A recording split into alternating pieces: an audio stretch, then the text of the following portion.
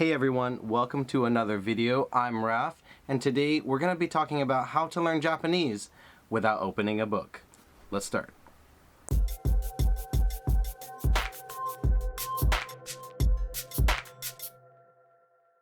Let me just start with a disclaimer here that this is not the easiest way to learn Japanese, but it is certainly how I learned. I've been living in Japan for over 6 years now, and while I'm not fluent in Japanese, I certainly know enough to be able to carry our conversation with others and be able to kind of just know what's being talked about in the room. So let me tell you how I basically learned Japanese. And if you stick around to the end, I will tell you my absolute secret on how to learn the language. First of all, let's start with immersion. Immersion, as most people will think, is that, oh, I have to go to Japan if I want to be able to really learn Japanese. Not 100% true. Before coming to Japan, I already had an idea as to what people were talking about. How did I know? I got used to listening to Japanese just by watching anime and TV dramas in Japanese. But Ralph, I'm not into anime. Anime is for nerds, or anime is for weeaboos.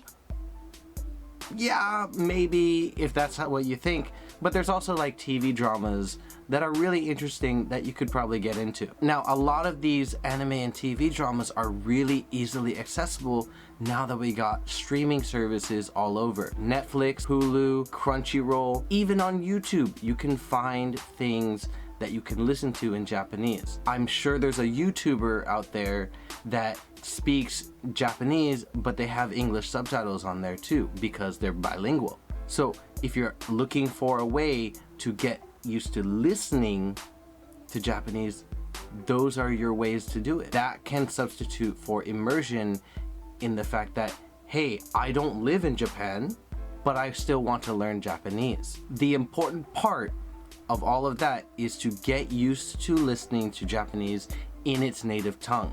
The second thing to start looking into is language patterns.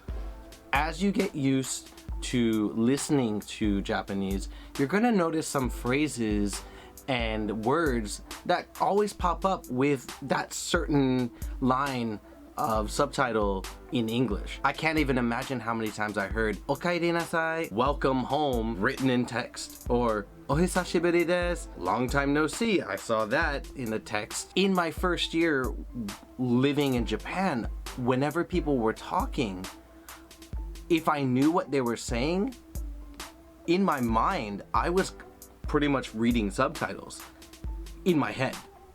And that's how it was. I got so used to the immersion of watching anime, TV dramas, and YouTubers with English subtitles that in my head, I was seeing subtitles. And like, it's kind of weird to think about that, but that's seriously how it worked. In my head, I was automatically translating it because I'm so used to it. And once you get used to hearing these phrases, you'll start to realize that you actually know a lot of questions, answers, vocabulary just because you got used to hearing them and reading them as a subtitle. As you get used to these things and listening to people, you might actually start putting these puzzle pieces together. I always tell my students learning English, learning a language is like putting a puzzle together. I know this word. I know this word. I don't know these parts, but if I put this and this together, I can kind of get the gist of what the context of what is being talked about and put it together into something that's kind of coherent. And that is how you can kind of start to get the pieces together as to what goes together for a complete sentence structure. The third thing to try to get used to is practice speaking. You're not gonna get better if you just don't speak at all. The other two parts of immersion and realizing the language patterns was all about just listening. But if you can't speak, then, well, there's only half the battle. How can you practice speaking? Well, if you live in Japan, that's awesome because you're already around people that speak the language, and the only thing you can try to do is just try to get yourself out there and try to talk to people. Go to the bar, go to a cafe, try to make some friends. Because you never know, that person might also be interested in English, and then you kind of have like a language exchange going on there. If you don't live in Japan, then there are different ways that you can try to get into practicing to speak Japanese. You can always talk to the mirror, but then you're just kind of just talking to yourself. Other things you could do is look in your community, find other people that might be interested in doing the same thing as you. Check out the community center. There might be some events or clubs, but just not in a college setting. And if that doesn't work, check out the internet. There are tons of people that do like a business of just teaching a language through Skype calls or something. And while that may cost money, if you're really wanting to learn Japanese, then you're gonna probably want to shell out some money.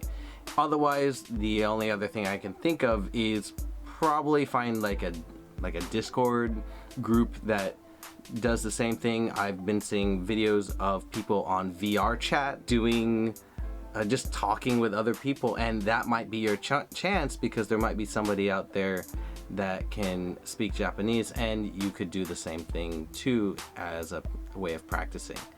You're not gonna get any better without practicing. As everybody says, practice makes perfect, and this is no exception. As I promised, I'm going to tell you guys my secret for learning Japanese, and it is this: make mistakes. Do not be afraid to make mistakes. Humility is okay.